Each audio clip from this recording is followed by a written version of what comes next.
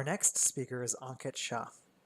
Ankit currently works on community partnerships at Facebook and previously founded an organization called Tea with Strangers, which brings strangers together over tea all around the world. In this conversation, we talk about what it looks like to transition from the community organizer role to more of a platform support role. We talk about what it was like for Ankit to start Tea with Strangers, and we talk a little bit about the nuances of doing community professionally. Without further ado, Ankit Shah. Hi, Ankit. Thanks for being here. Hi, Casey. Thank you so much for having me. So I know you have a bit of a non-traditional pathway into building community, which started off with just building community for yourself. Can you talk a little bit about that path and how Tea with Strangers came through? Totally. So my journey in building community, I guess if you go really, far back, it really started for me when I was in high school. And it continued in college, it continued after college, but every single juncture in my journey as a community builder has really kind of looked a little bit different, and for me was driven by slightly different needs.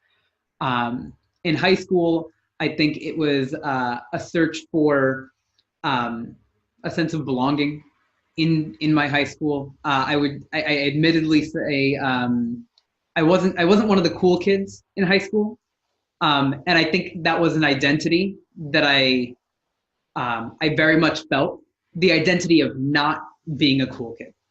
Um, and for that reason, I searched for communities of people that were interested in the same things I was, online, and eventually in real life too. And what that looked like in my world was I was really into service work, and I was really into healthy lifestyle, which at that time for me meant eating a raw vegan diet. I found other raw vegans online that I communicated with over Twitter. And when it came to service work, I pretty much looked for anyone I could in my school, but also friends of kids that I went to school with, to participate with me in fundraising walks, primarily for AIDS and breast cancer awareness. And that was kind of my original search for community, people who were interested in those things like me. In college, what that looked like was, I guess, really my calling for conversation. Towards the end of my college career, I made a website that was, I guess, the precursor of Tea with Strangers, that pretty much said, like many of you, I'm graduating in a few weeks, and if we haven't met yet, we can change that. Why don't we get tea and share some stories? And this website happened to go like viral on my college campus. So it's a relative viral, and I surprisingly had a few hundred people who reached out to sit and have a conversation. And I didn't really know what this was turning into, but I conducted these conversations and learned a lot about what they had the opportunity to become. And it seems like it was actually quite a bit. And that kind of inspired me to make the kinds of conversations. And I'll tell you more about what those conversations were, but for now, I'll just leave it high level. I saw an opportunity to make these conversations more available to others, and then I started Tea with Strangers, which was essentially an effort to quote unquote scale the thing that I had done by myself at college and make it more available to people all over the world. So that's like a few data points, but we can dive deeper into each one as you please. Yeah, so maybe for people who aren't as familiar, maybe talk a little bit about what was Tea with Strangers, what did it evolve into, or some of the kind of maybe peaks and valleys along that journey. Yeah, Tea with Strangers, in a sentence, is a community organization of people that bring strangers together for small group conversations in real life. And the kinds of conversations that we really kind of emphasize in the world of Tea with Strangers are the conversations that help us see the human in the people around us. The format of these conversations is that they take place in cafes. It's usually a host and five strangers that sit together, and the strangers, they sign up on a website, first come, first serve. There's no curation to who shows up. There's no predetermined topic. It's just 2 hours and an agreement, a covenant, if you will, between a group of people who have no background on each other to take time with one. And the host steers and facilitates the conversation with the questions that are upon them in that moment. And the conversation usually has a tendency of really kind of drawing out stories and curiosities and truths in people that that they may not have expected beforehand. You don't really come to Tea with Strangers with an agenda. So that's what Tea with Strangers is.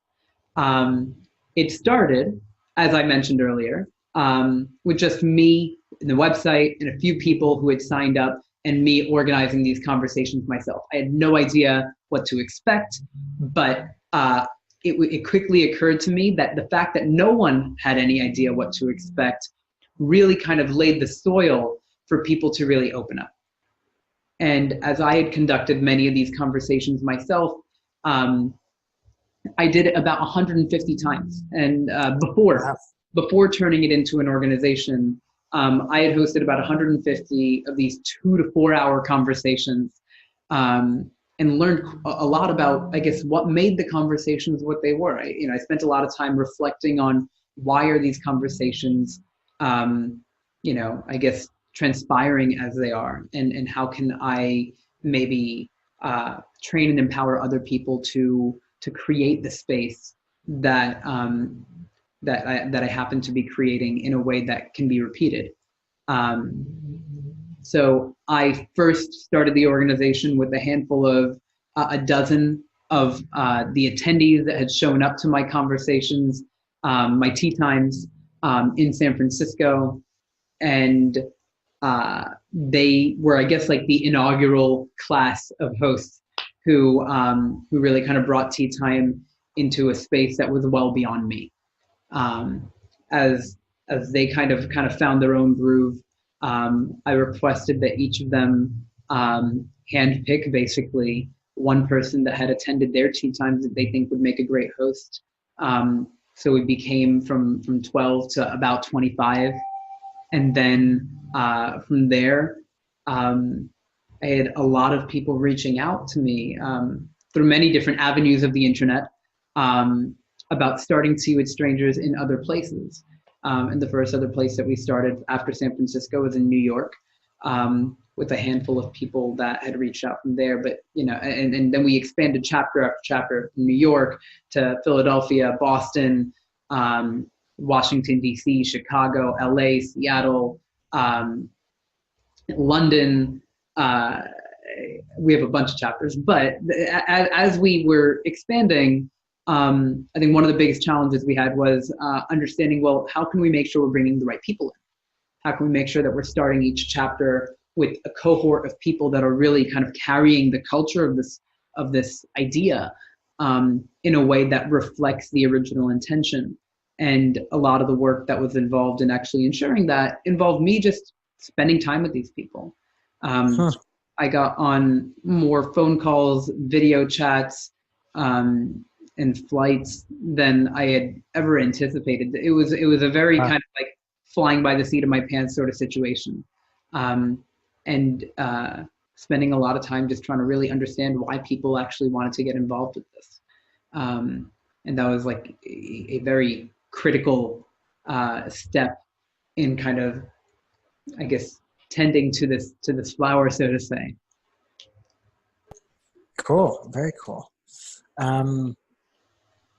And it grew. It's grown quite a bit since then, right? And it's gone through like some ups and downs. And I know did you work on it full time for a bit or no? Yeah, I worked on it full time. People, so. Yeah, I worked on it full time for about 3 years, and now it's about 5 years old as an organization. First, actually 2.5, 3 years, I worked on it full time, and that was, I guess, what gave me the bandwidth to fly around the country, Right. meet all these people, to help launch chapters, organize events with I guess like what long wait lists of people that were interested in joining for these tea times. Basically, we always had like for every city that we were coming to, we always had a page on the website where it's like, oh, if you live in the city and we're not here yet, sign up here. We'll let you know when we're there. And then I would recruit a bunch of hosts from the people who signed up, spend time interviewing them, really just spending time with them and hosting community gatherings to really kind of understand who is who and what their intentions were. And then once we had usually a cohort of about 10 to 15 hosts, we would get them all lined up and organized on the website at the same time. They would launch with a bunch of tea times for the first like few months. And then we would kind of recreate the beginning of what I described in San Francisco, 12 hosts, speaking 25, et cetera, et cetera. We would do that in each city. Cool.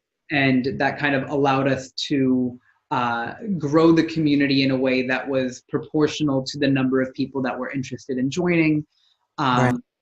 But I think some of the, you've mentioned some of the highs and the lows of the organization. And I'll say that one of the challenges we faced, which I think was very, it kind of speaks to the lows, is how to actually maintain the pace of the organization and the pace of the organization's growth and expansion and the interest that we had in amongst people who wanted to attend these conversations in a way that was consistent. I think consistency was one of the hardest things to maintain with Tea with Strangers. Right. I think across. Go ahead. Yeah. Well, I would say, which is kind of interesting because it's almost by design, right? Like I actually participated in several tea times here in New York when I first moved here, and there's something about going to tea times with people who are strangers. Like there was the intention that you were going to a tea time. You weren't going to the same tea time with people who start off as strangers and then become friends. It was kind of like it's kind of like a one-off thing. And then there were some events that I know the hosts co-organized that were like larger events. People came together and actually did end up making a couple of friends through tea with strangers. So thank you for that. But I think what you're describing in terms of challenges with consistency, it almost is kind of like part of also the why it was so cool in the first place was because you're meeting new people, right? Yeah, it's a little bit of a catch-22. Is really, people would always ask me, "What's the point?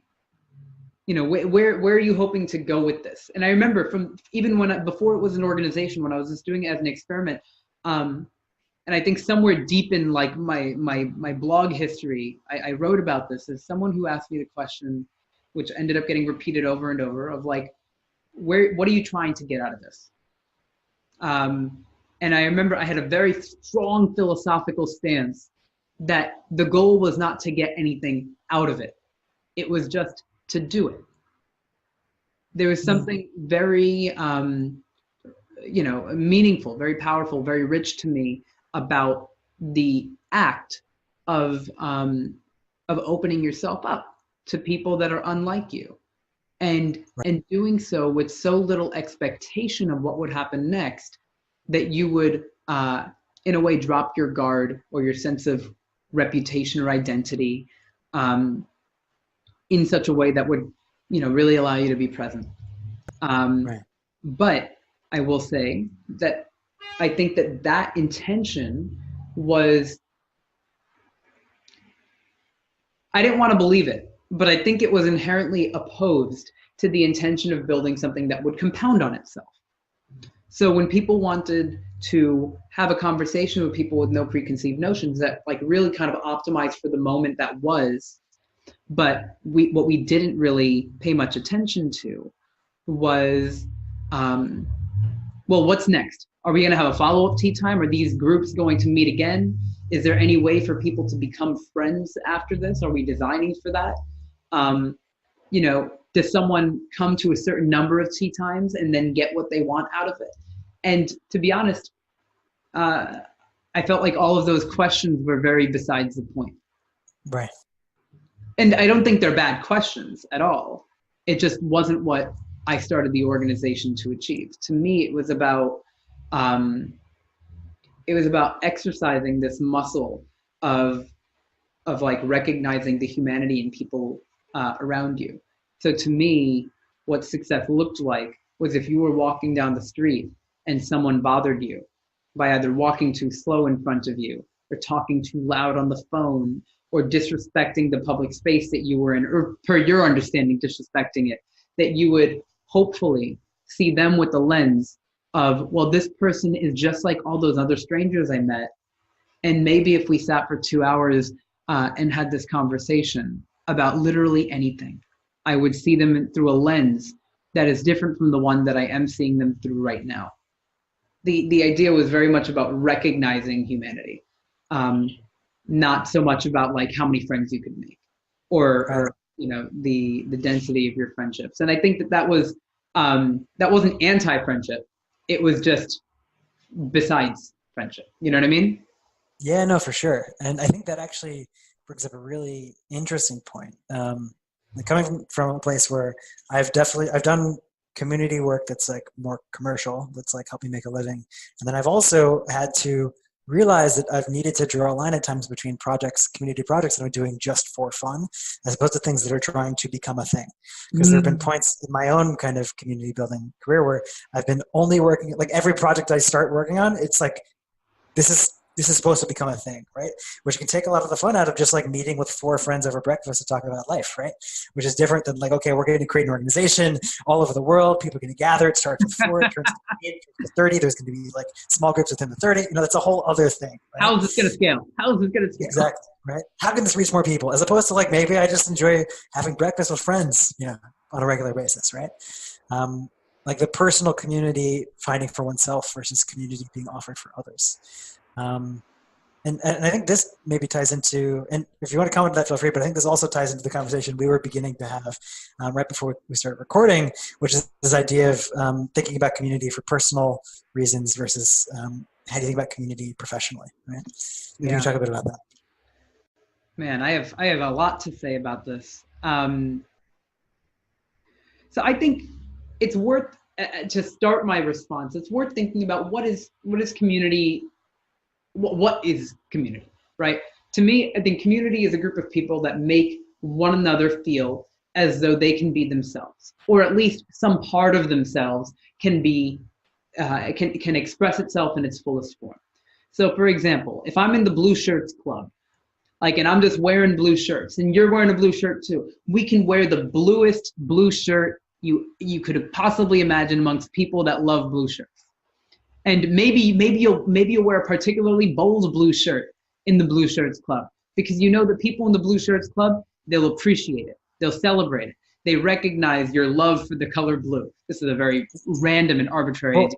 But and you wouldn't have to explain it, right? You wouldn't have to explain it. And that's one of the beauties of community, is it allows people to feel like they can be their whole selves in a particular capacity. You know, you don't have to hide or censor or explain. You just can be. And I think that really at its essence, at least to me, is really what the core of community actually is, or the core value prop, so to say, of community actually is. And I think that when we start kind of delving into the territory of what is the difference between building community as a personal endeavor and then building community as this professional endeavor? You know, where, say, in the latter situation where you start talking about how is this going to scale? How are so many people going to be reached? How are we going to structure it in a certain way to make sure that the processes are all working? I think it's important to really understand that core definition, or at least my definition for me, when thinking about what the personal pursuit is and what the professional pursuit is. Because I think when you're thinking about it as a personal pursuit, you might just be thinking about having a conversation with some friends over breakfast, and whether or not you can actually feel like your whole self in that particular instance. But when you're thinking about scaling it, you might be thinking like, what are the rules? How do we onboard leaders? What's the commitment curve or the ladder of engagement in this community? And those things are all important to think about as a community's appeal or the number of people that want to participate or be a part of this community grows more and more. But it's important to remember that it's all in service of feeling like you can be a version of yourself in this particular space that maybe you can't be elsewhere because maybe people just don't honor, respect, appreciate, or Get it. They just yeah, don't understand. yeah. So I want to start there before and kind of lay that as a foundation before we dig deeper into maybe the differences between personal and professional community building. Yeah, that's a great definition. I think that's very distilled. I'm a fan. Yeah. Well, and maybe so then diving deeper into some of the commercial stuff, because I know you've gone through, you have scaled to with strangers to many different places, and you've also done, I know, some like community consulting work with organizations. I'll let you name the organizations. I don't know what public and private, but currently working on community stuff at Facebook. And so I'm curious how you think about community in a professional setting and how that differs from in the personal setting, or how what you just described informs how you think about it in a professional setting. Absolutely. So just to kind of give you maybe a timeline of the experiences that I'm drawing from. So I told you a little bit about my high school community building with the charity walks and the the online raw vegan communities. In college, I would organize these tea times. And after college, I built this organization, Tea with Strangers. And later on, I worked at Airbnb with their humanitarian division, working on building communities of hosts who would offer their homes to people in need, whether they be refugees who are relocating or evacuees of natural disasters, and basically thinking about how we could basically enable, educate, and empower hosts who wanted to offer their homes for free to people in need, but maybe just didn't know how. And not just functionally, but like almost like in terms of like what they actually needed to do besides say, hey, I would like to. And then after Airbnb, as you mentioned, I did some consulting work where I worked with different brands and nonprofits on developing their community strategies, really kind of distilling what the identity of their community could and should be, and how they would go about attracting and engaging those communities. And now at Facebook, I work with community leaders who are bringing people together, both using Facebook products and not using Facebook products online, to basically enable them to find their people and kind of allow their communities to flourish. But in every single one of these cases, what community has looked like and the work involved in getting these communities to look the way that they do, from my perspective, has been very different. In the world of Tea with Strangers, I was sitting at a table facilitating a conversation. Right. In the world, and then later it became I was sitting at a computer setting up systems so that other people could sit at a table and host these conversations. Which is a very different experience. Very different. And then at Airbnb, it got even one degree further removed. I was sitting at a computer with a bunch of other people on a team who were all sitting at their computers working on products and programs to support people who were interested in the possibility of doing a certain thing, so that they could have the option of doing that thing, which is hosting people in need, and do so in a way that made them feel more connected to one another and in a larger vision. The number of words I just used to explain that is correlated with the number of degrees removed I was from the actual act. Worth considering here that I was not in a position myself to volunteer my home. I lived in an apartment that didn't even permit Airbnb rentals in the first place. Huh. While building these community programs, I myself would not even consider myself a member of the community that I was helping design structures for. Right. And now at Facebook, I work on a platform that creates products that people can use in a certain way, which is one of many use cases of how they could use this product to discover and engage with people who they can participate in community with. And what those communities look like are they vary so significantly by a whole host of different levers of the tools they choose to use, the way they communicate on those tools. Obviously, Facebook is a platform and a medium that people communicate through, and you can say anything through that medium to any group of people. So now, like, I might engage with people who are building those communities, but that again does not mean that I am, one, a member of their community, and two, that their communities are doing the same things. The things that people are Right. building community around on Facebook, they vary so much. It's no longer, if Airbnb was people who wanted to host people in need who were refugees from specific countries or evacuees of natural disasters, and the resource they were offering was their home, there's a certain consistency there, at least. Right. You're kind of gone up another level of abstraction. Exactly. And I think that's, in a way, I think those levels of abstraction might mirror nicely to the difference between personal and professional community building. At a professional level, from my perspective, from a professional level, you grow further and further away from the heart of what it means to build, participate, and engage with community. Um, and at a personal level, you might have quote unquote less impact or less scaled impact, but your heart is full. Right. When you are participating in community, you feel in your bones the difference between being with your community or engaging with your community and staring at a computer screen. It's the belonging, right? You feel belonging. Yeah.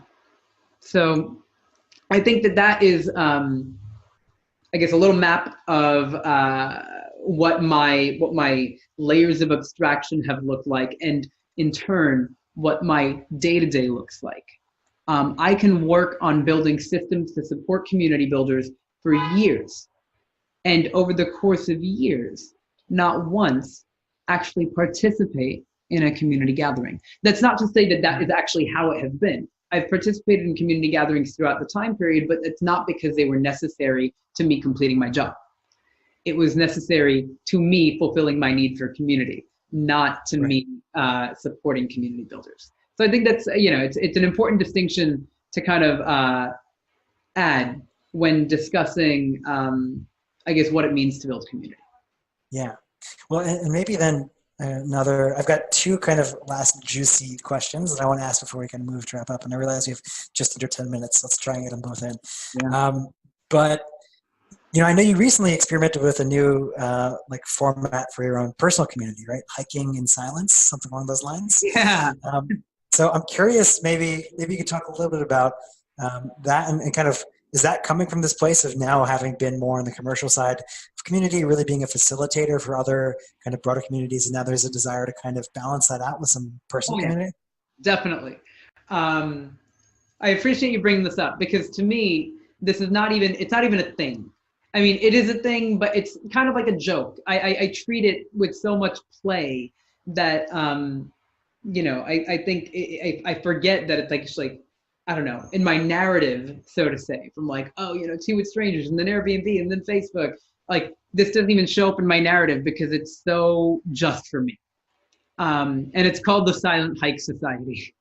And the Silent Hike Society is basically what I've given a name to. It's just a group of people who go on hikes together, and they don't talk. That's all. They just don't talk. And at the end of a hike, they might take a moment, reflect on their thoughts, and then we'll go eat lunch and maybe discuss what we've noticed throughout the course of a hike. This is a very new idea. I have no intention at the moment, and I hope I can stick to this. I have no intention of growing this in a scaled fashion. I only have an intention of actually going on these hikes with people who want to go on these hikes with me. And I think what you point to is accurate. It is a response to the fact that my work in community has become the work of supporting community builders through these like scaled approaches.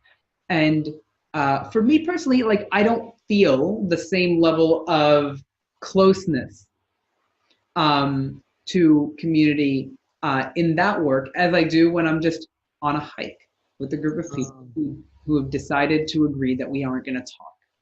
Right. In a way, I think that counterbalance is necessary for me to actually feel, understand, and believe in what community has the power to do. And my desire to not scale it, not grow it, etc., is very much a result of me not wanting all of my work in community to be the work of like systems thinking. Right. Well, you know, it's so I've been thinking a bit about this in terms of like models of sustainable community, models of scalable community.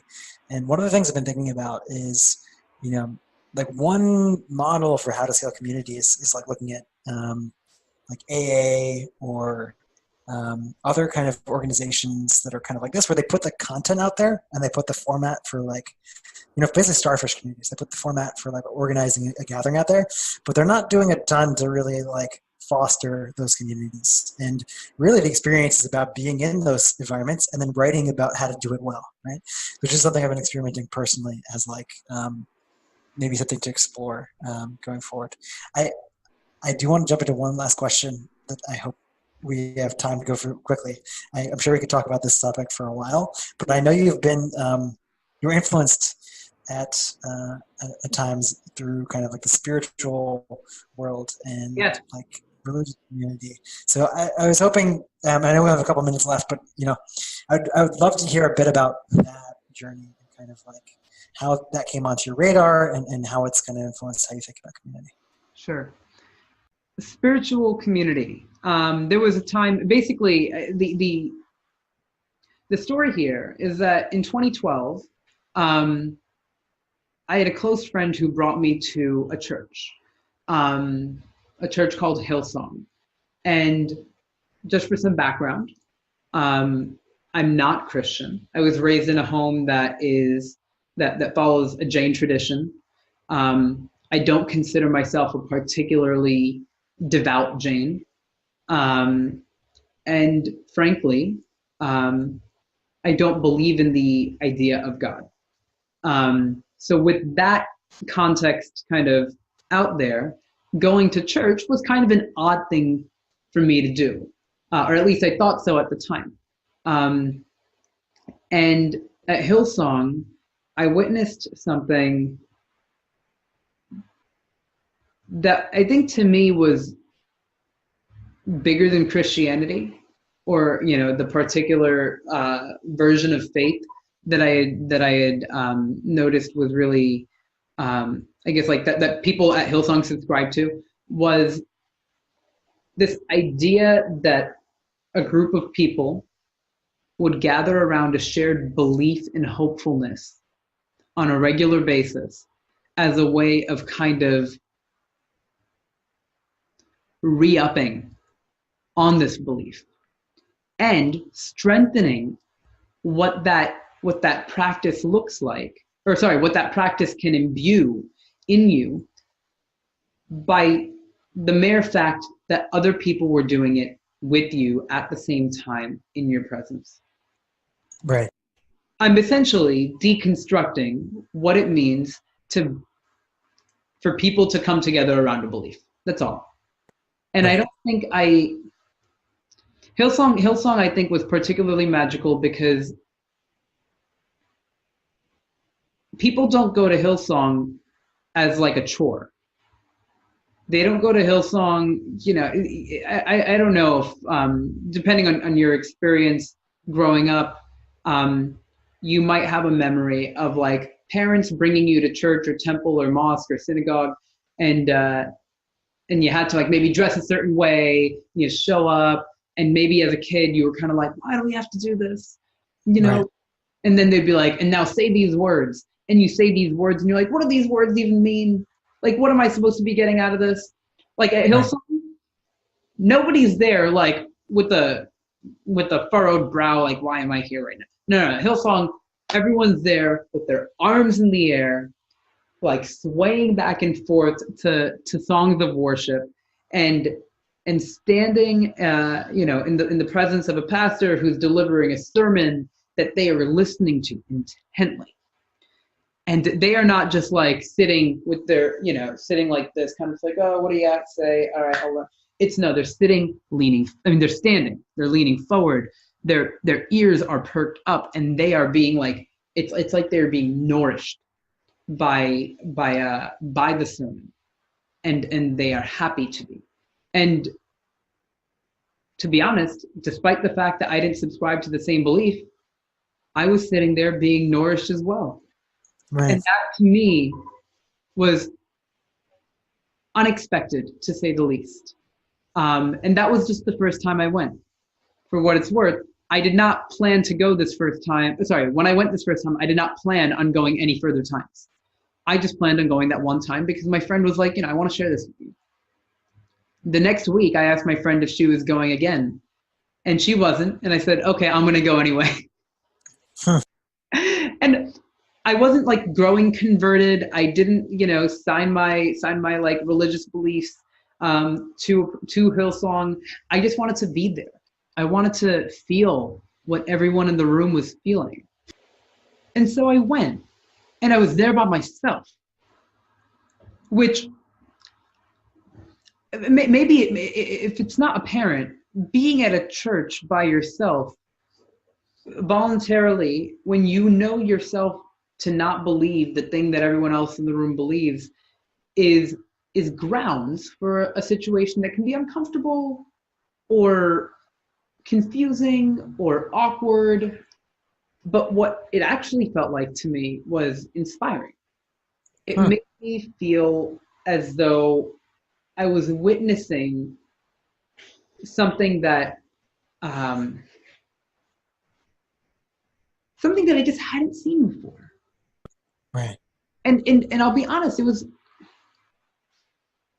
I don't know how to effectively describe the first time you witness a group of people who are truly in community.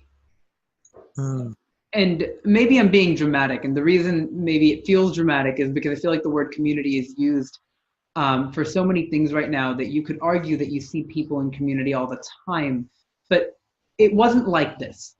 It's another level. Is maybe the best way I can put it, is it wasn't like this. And what I saw there was something that just made me think, imagine if the barrier to entry here did not require somebody to believe in something that they couldn't see. Or to kind of give up their religion they were raised in, right? Sure.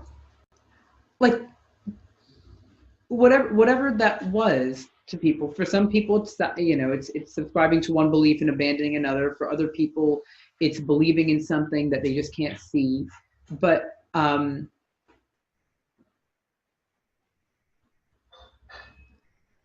just imagine this idea of people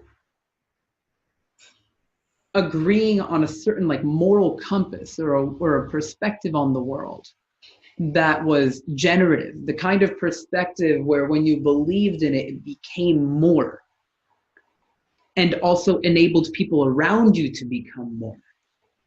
To me, that was such a profound idea that I saw happening in front of my eyes at Hillsong, except it was rooted in something that I had difficulty seeing and believing. And this is not to make this a conversation about whether God is real or not. It's just, to me, that wasn't something I could subscribe to. And for that reason, I thought, well, what is something I can see? And I think what I could see is that a bunch of people were in this room right now believing in something. And I was like, if they can believe in this, then imagine what it would look like if people believed in like each other. What if people could see like the good side of one another, and feel more comfortable around one another, so that they could kind of approach, the world around them with a lens of trust.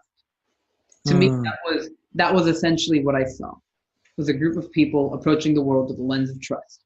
And I thought that's what I want to, I want more of that.